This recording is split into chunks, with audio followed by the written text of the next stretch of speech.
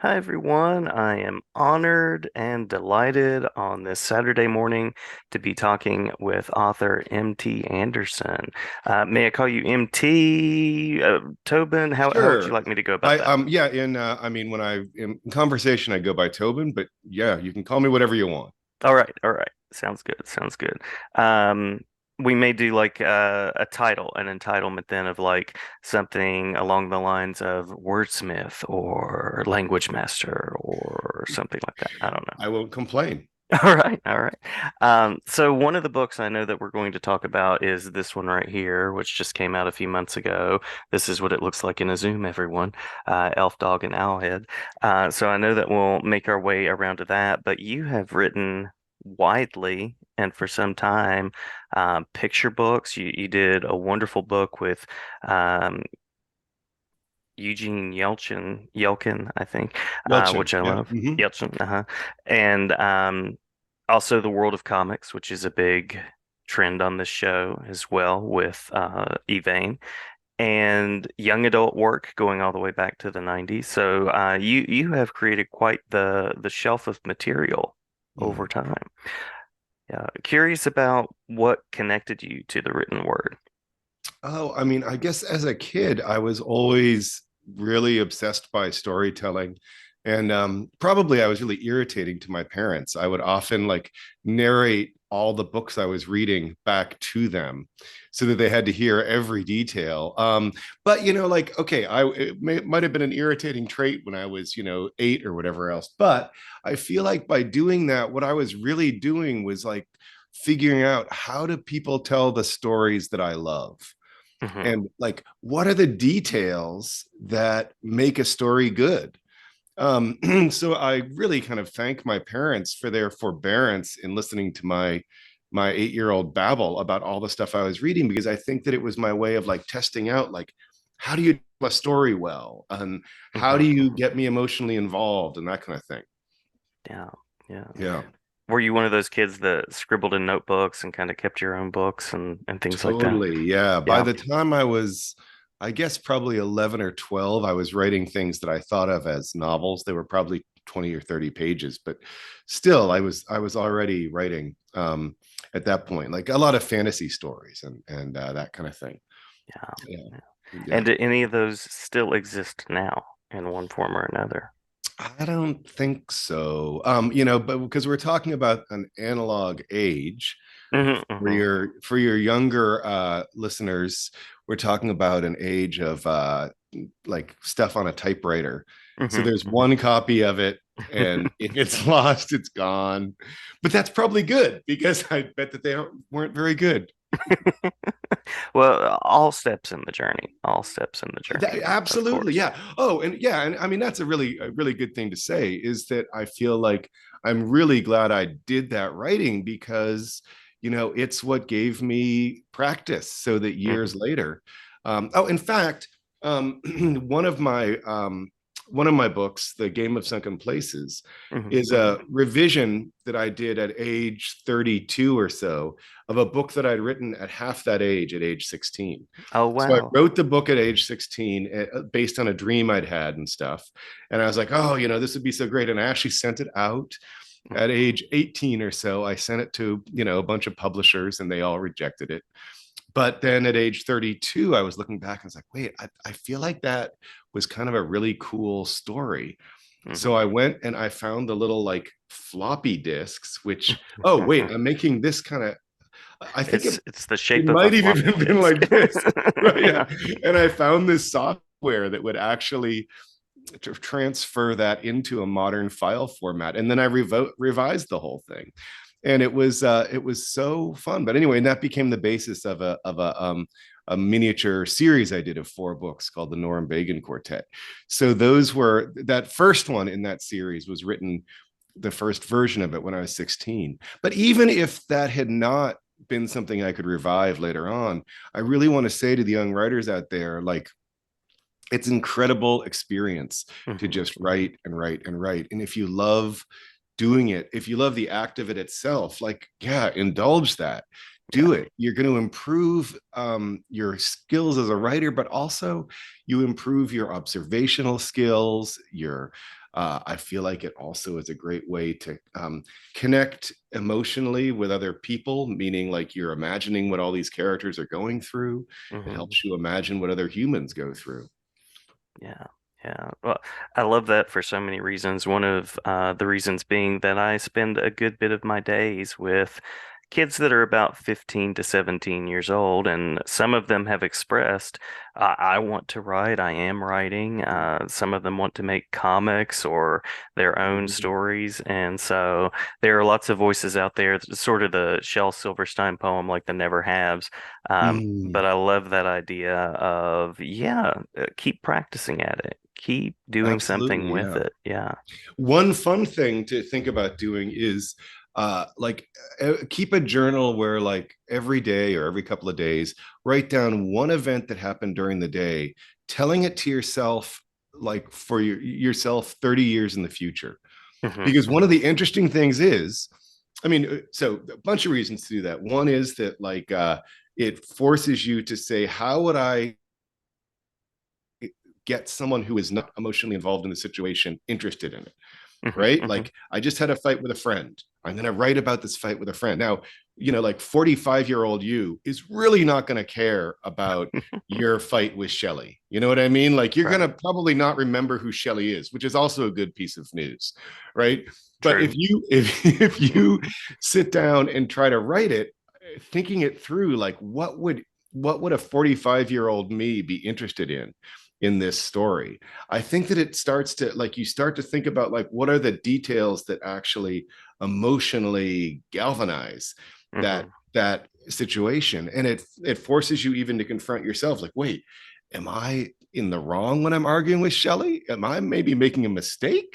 You know, or whatever. You're like but and then I think also it's really fun then when you are older to look back at those things and try to re-immerse yourself in that world. It's really Hmm. kind of a fascinating thing. So it's as a fun exercise, that's what I would suggest. Like if there was something funny that happened, try to write it down in a way that it would be funny to someone who is not one of your friends and who doesn't know all of the who doesn't know all of your personalities. You know, it's Yeah. such an interesting way of like observing the people around you and that kind of thing. Yeah. Yeah. And that just gives great permission to invest so much creativity and to highlight different aspects of what happens. Because again, going back to a book like Elf Dog and Owlhead, I mean, there are realistic aspects of the book, but I love how you mingle together the realism and the magic that happens in the book as well. So curious about how that story came to be. The illustrations are beautiful. Junyi Wu um, is the illustrator, and uh, curious about what you hope readers take away from the story.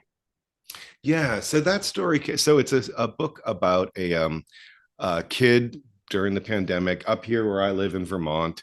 He's, you know, his family is super isolated because of the pandemic. He's not seeing any of his friends. He's really bored, and he manages to make friends with a mysterious dog who kind of wanders out of the woods. And it turns out that this dog has escaped from a kind of a magical kingdom under the mountain, Hmm. and she's a magical dog. She can kind of help lead him through the forest to all these sort of worlds that he could not see before, but that were hidden in the forest all around him. And the problem is, of course, that the her original owners in the kingdom under the mountain are still looking for her.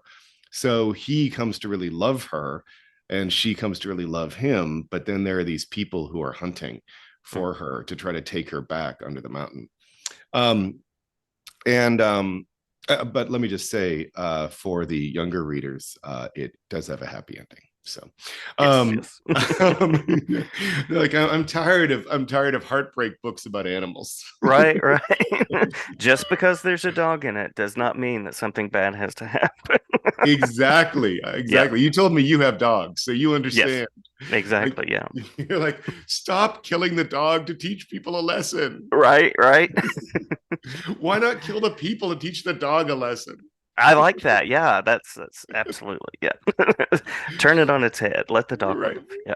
Um, but I came up with the story because it was in a way my actual life during the pandemic. Mm, So I live alone in a like a little uh cottage or something in the mountains of Vermont, and my only companion was my dog LaRue. She had just had a really bad health scare right before the pandemic. So, like one of these things in November of 2019, where I was literally told by the vet, she has a growth. She's not going to make it to the end of the week. You should schedule a euthanasia appointment. mm, And so I was just heartbroken. And then I kept on taking her on walks that week. He said, that could be very dangerous, but, on the other hand, she's not going to live long anyway. You might as well. So I kept on taking her on walks, and the walks just kept on getting longer and longer. And she suddenly had an appetite again. And we walked, at first the walks were like half a mile. mhm. And then they were like, by the end of the week, they were maybe 2 or 3 miles. And I didn't schedule the appointment, and we just kept on walking. And we had a hard month with a lot of illness. But by about a month and a half later, she was still alive. And it was like a Yeah, miracle. And yeah. so then, right around that time, the pandemic hit. Mhm. And she was at this point fine. She was walking like normal. So what we did is like, it was like I'd been given this magical reprieve to be with this creature who I loved pretty much more than anyone in the world. Mhm. And so we spent 5 or 6, we would walk for 5 or 6 miles a day, in the mountains. And the thing is, when you have that, like, so she was my only connection with another being. I mean, I had Zoom calls with people, Right. but other than that, she was the only connection I had. So when you have that kind of constant connection with an animal, you start to develop a kind of a like a like symbiotic behavioral relationship with them. Like you can tell like little aspects of like their faces or the way her ears are or whatever Mhm. speaks. You can totally kind of read each other, and she can read you. Yeah. She can tell like, oh, he's about to finish working for the day, about time to go for a walk or whatever. Uh-huh, uh-huh. So and those relationships are so powerful. What I would do is we would walk in the morning for 5 or 6 miles through the mountains exploring, and she would kind of like show me things. Like she would take me places. She can follow the deer tracks up here and that kind of thing. And so Mhm. we would go to all these different places in the woods. We would walk down the courses of rivers together in the riverbanks, and then during those walks, I would come up with the idea for the chapter that I was going to write that day of Elf Dog and Owlhead, a Yeah. book about a kid with his magical dog who's showing him hidden worlds. And so it was really very much my actual life. And the novel was written during the time period where it takes place. So Mhm. it Mhm. starts in like the late spring of 2020, and it ends on Midsummer's Eve 2020. And I actually, somewhat knowingly, obviously, I specifically finished writing the book on Midsummer's Eve to make sure that like the time period was exact. Yeah. And you asked what I want kids to get out of the book, and I think Mhm. I want to say to them like these relationships with animals, we always think of that kind of thing as being just like some kind of trainer, like training wheels Mhm. for human relationships. Like, oh, you're going to have relationships with human friends, and you're going to have someday, you'll probably have a partner or a spouse or whatever. No, like our relationships with animals are their own beautiful thing. Yes. Like, Yeah. humans have been having relationships with animals that are very deep and important since before the advent of human language at all. It's like some of the most ancient and powerful relationships in human life have been with animals.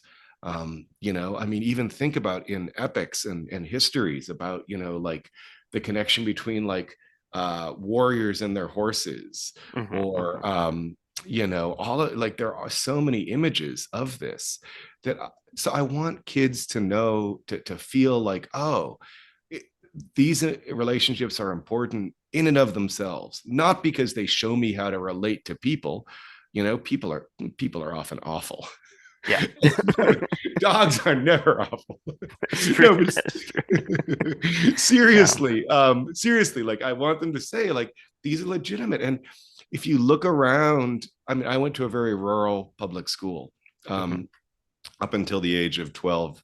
And, you know, you look around and there are these kids who don't really necessarily have friends in the school, but they have deep relationships with the animals on their farm and that kind of thing.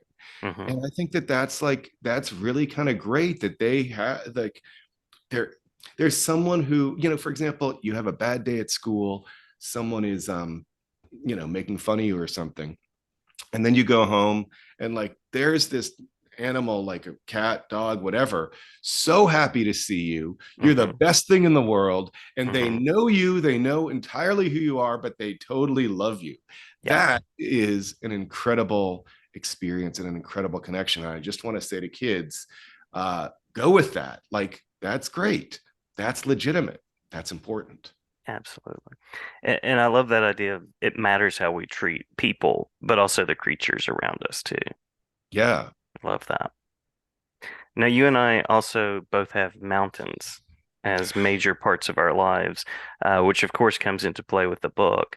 But I'm curious about, I'm originally from West Virginia and currently live in the mountains, and there's just no place like it to me. So I'm curious about that connection for you. Yeah, so I moved up from Massachusetts, where I grew up, because in fact, the mountains of Vermont seem almost like legendary when you live in Massachusetts. Hmm. So, you know, Massachusetts is by and large pretty flat, but then up there, it's the north. You know, it's undiscovered. It's like so. I've been so happy that I moved up here about what at this point, like 20 years ago or so, Yeah. because it was like yeah, it was this almost mythological place. So I mean, keep in mind that when I wrote that book, The Game of Sunken Places, when I was 16, I set it in Vermont, even though I lived in Massachusetts. And the reason was because like Vermont, that was a place where magic happens. Hmm. Hmm. Massachusetts, that's where like orthodonture happens. You know. Yeah. So yeah, so I always felt that there was this power and ancientness in the mountains. And Hmm. I think your mountains, in fact, down there in the Carolinas are the same range as mine up here. And they were both created at the same time by sort of like plate tectonics. Hmm. And Hmm. there is, you know, like, sure, the mountains out in the Western states are bigger, but that's because they're younger. Yeah. You know, we have these old, worn down mountains. And That's I right. love that feeling of just like they're so ancient that I think that I'm right in saying that the mountains here precede life. Is that correct? I am not sure. I'm not sure. I'll I have to look it up Yeah, and I'm not sure, but fact check anyway, it. But yeah, let's yeah. let's say it for the moment because it's a podcast and That's right. that That's no right. one's going to check. Yeah. But there's something really magical about that, you know? And that's why like I think horror writers like H.P. Lovecraft Hmm. set things in the mountains here because there's like, you know, oh, long before there were humans, things might have lived in these hills, Hmm. Hmm. you Hmm. know, that kind of thing. And I like the spin you take on that too, with like there are things there, but there's magic there. There are these yeah, these possibilities, these stories in the nooks and crannies of the mountains. Yeah, and there are in the sense that once you live in a community, and this is another thing I feel like for teens is really kind of interesting. Like once you live in a community, you know, start to poke around and find out the stories. I mean, the Hmm. human stories, you know, and you do discover that there are all these crazy things going on in the town around you. Sometimes, you know, crooked and criminal, but sometimes, you know, also equally really lovely and interesting or just really offbeat. Hmm. You know, like in my town here, you know, there was a church it still stands, where in the 19th century everyone decided that the world was about to end, and they all gathered in the church with a grandfather clock to watch like the final seconds of time ticking down. And in the town I grew up in down in Massachusetts, there was supposedly one stretch of road where gravity ran backwards, Uh, which it was a game I think that that teens played with. They would drive their car to this stretch of road and put the car in neutral, and it would like roll backwards even though it looked like that was going uphill. So it started this whole myth then that gravity was backwards, so oh, fun, like fun. in your town there are those stories, and there are these fantastic people, and everyone you meet knows a story that you don't. And I think that that's an amazing thing to kind of like, instead of saying like, oh, this is so boring having to talk to this person, instead think to yourself, how do you unlock the interesting story that this person knows that you don't, even if they're generally uninteresting? Well, and I'm picturing that congregation in that church now. And what do you do when the clock strikes? And then how long do you sit there before you go, okay, I should probably go home and go to bed? Well, but here's the thing, by the way, about that story. I'm actually thinking about writing a novel about that Oh, situation. that would be great. That would be But great. because of exactly what you said, like immediately. But here's the thing: because they thought the world was coming to an end. This happened in August of 1843. So earlier in the summer, they're like, well, we don't need to plant crops because the world's coming to an end. We don't even Right. need our land. So they gave their land away to people. So when you say they went home, they no longer had homes to go to because they just transferred them to other people. So supposedly they all like left town in embarrassment and moved to Ohio, which Uh, definitely is a fate, worse than death. Like Ohio, my God, they thought they were going to enter paradise and they entered Cleveland. there's definitely a novel in that. That's amazing. Exactly. Thank you. Yeah, yeah. Yeah. Um, so I'm also curious as a writer for young people. I know that sometimes young people write letters or get in touch online, or you may do author visits and things like that. So I'm curious about a time that you had sort of an interesting, surprising, humorous, unexpected, whatever adjective you'd like to use, interaction with a young reader.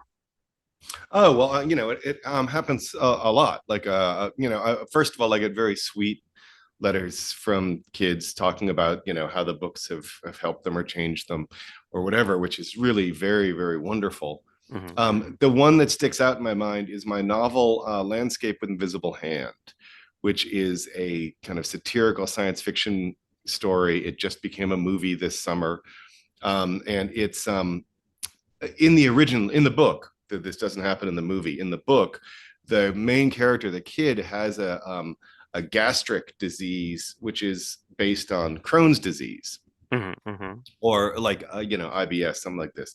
And it's like those are diseases the kids have. I had some problems as a kid, that kind of thing. But Hmm. it's so funny the way when someone connects with the book in a way that you didn't anticipate.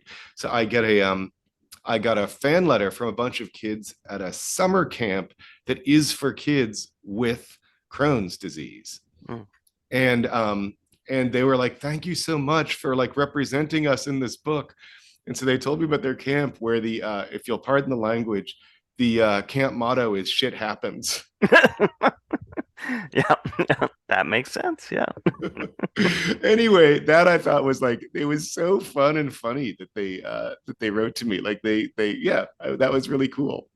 Yeah, that is very cool. Very cool. And what a connection. What a Yeah. connection. Yeah. So I typically ask toward the end of episodes about creative directions, works that are to come. I know that you have a book that's currently scheduled in July, which looks like it takes you back to the historical fiction sort of frame. So curious about anything that you can talk about. Yeah. Uh, I know Yeah. that So sometimes people can't talk about it. So, what's coming out this coming summer is my first novel that's written sort of exclusively for adults. And it's a historical novel about a real event where, believe it or not, a bunch of Italian guys went to what is now southern Turkey and stole the corpse of Saint Nicholas. They Oh, stole wow. they stole Santa Claus's body and took it back with them to Italy, where it is to this day. So I wrote a heist novel based on that, and then but there were so many, like, I talked earlier about like just wild stories all around us. There were Hmm. so many weird details to that heist that I couldn't include in the novel. I decided to do a nonfiction version, which will be for teens. So right now, like the fiction version, I'm done with my part. The publisher is now printing it and blah blah blah. Hmm. Hmm. But right now I'm working on this nonfiction version that will probably come out, like 2 years from now or so, which tells the story for teens of the theft of Santa Claus's body. And I think it's going to be called the Santa Claus Heist. Nice, nice. I Yeah. love that you have connected books that way too. Yeah, well, I mean, it's a little weird because it is the same set of circumstances, but I fictionalized the one so much that, like, then it's kind of interesting to poke into the realities. Hmm. Hmm. And I hope that that will be interesting for people. Yeah, yeah. I'll also say, I've really enjoyed the graphic novel work that you've done, so I hope there's more of that on the horizon. Yeah. Well, Yeah, thank that's you. been So, amazing. Joe Ryu, who was the illustrator for The Daughters of Ys, Hmm. um, I just think she's fantastic, and she was a delight to work with. And Yeah. so, like, about once every 6 months, we email each other, like, any ideas yet? And like, we kind of know what we would like to work on together, but we haven't found the right story yet. But I really want to work with her again. It was just such a pleasure to work with her, and her style was so perfect for that story, the kind of sad Celtic, you know, uh, palette she uses and stuff. Yeah. Yeah, yeah. It comes together nicely from your storytelling and her visual storytelling. It's a great collaboration. Well, thank you very much. Yeah. Yeah, absolutely.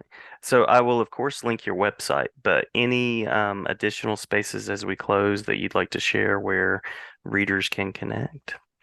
I mean, I'm on Instagram, and you know, old people's Facebook. Hmm. Hmm. But the usual things. Yeah, I don't really do Twitter much, or X yeah, as yeah. it's now called. Yeah. Always interesting things. Yes.